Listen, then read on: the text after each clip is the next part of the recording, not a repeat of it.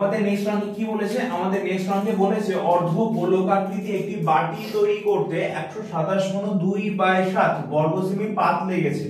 তাহলে বাটিটির মুখের ব্যাসের দৈর্ঘ্য হিসাব করি।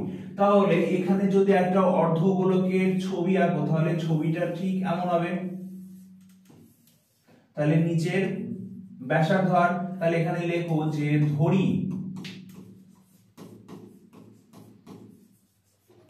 ব্যাসার্ধ আর সেমি। এবার একটা জিনিস ভালো করে বুঝে নাও, এই বাটিটা যে ক্ষেত্রফল রয়েছে সেটা একটা বক্রতল। তাহলে বক্রতলের ক্ষেত্রফলের সূত্র কি হবে 2πr²। তাহলে এখানে 2πr² এর মান কত দেওয়া আছে 127/2/7। তাহলে এখানে একবারে লেখো যে শর্ত মতে 2πr² = 127/2/7। তাহলে এখানে পায়ের মান কত, পায়ের মান হচ্ছে 22/7 ইনটু r²। এইবার এটা গুণ করে লেখো 7 × 7 = 49 আর 2 51 1 হাতে 5 7 12 84 আর 5 89 আর এখানে নিচে 7 ছিল। এবার দেখো এই 7 আর এই 7 কেটে যাচ্ছে। এবার তাহলে r² সমান কত হবে 891/2 ইনটু 22।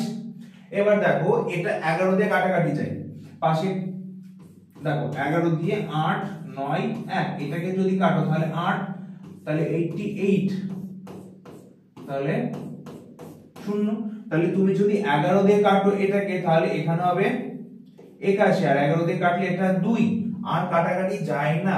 এবার দেখো r² সমান তাহলে কি আছে উপরে আছে 81 আর এখানে আছে হচ্ছে 4। তাহলে r সমান √81/4। তাহলে এটা কত হবে r সমান 9/2। এইবার আমাদের আর কি ধরেছিলাম ব্যাসার্ধ ধরেছিলাম, কিন্তু আমাদের উত্তর কি চেয়েছে, উত্তর চেয়েছে ব্যাস। তার মানে ব্যাস সমান কি বলেছিলাম প্রথমেই, ব্যাস সমান বলেছিলাম না যে 2r, এখান থেকে r এর মান কত, r এর মান কত বেরোলো 9/2। তাহলে এখান থেকে এই 2 আর এই 2 কেটে যাবে, কেটে গিয়ে ব্যাস কত হবে, ব্যাস হবে 9 সেমি। তাহলে দেখো বাটিটির, এবার উত্তর লেখো যে বাটিটির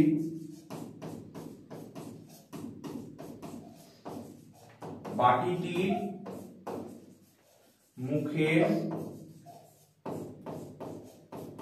ব্যাসের দৈর্ঘ্য 9 সেমি। ব্যাস অঙ্কটা এই পর্যন্তই। অঙ্কটা খুবই সোজা ছিল।